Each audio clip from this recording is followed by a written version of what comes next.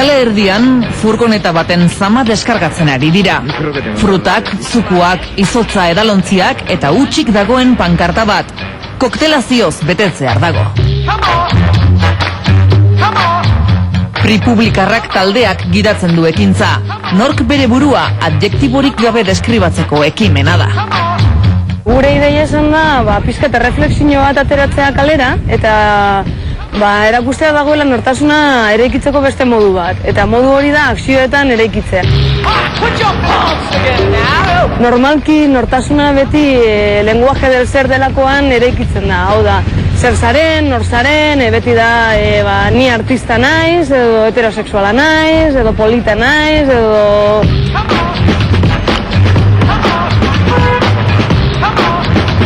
Beti da holan, ez? Eta hori izten du nortasuna. Ez daude aukerak irtetzeko...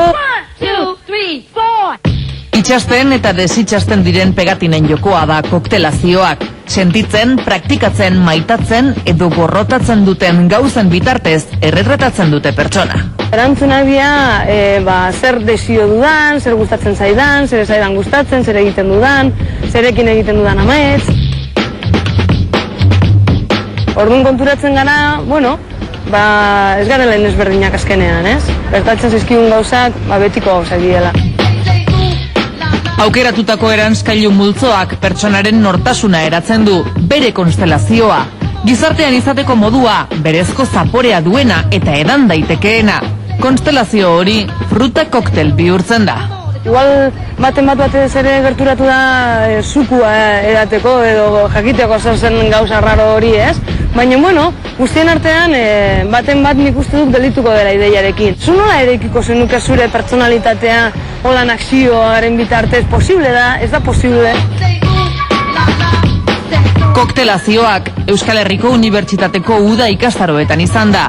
Generoa, identitatea eta artea mugimenduan mintegian landutako ideiak kalera atera ditu Republikarrak taldeak.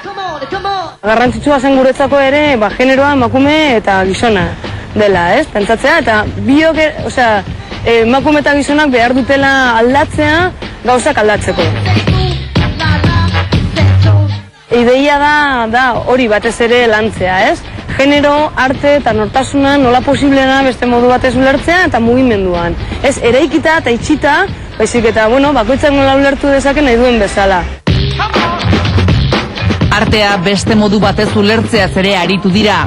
Erakusketekin ez ezik, akzioekin lantzeaz esate baterako. Eta honako honek koktel itxura hartu du.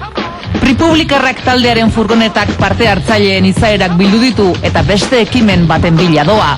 Publikoaren eta pribatuaren arteko mugaz eztabaidatzeko beste ekintza batekin itzuliko dira.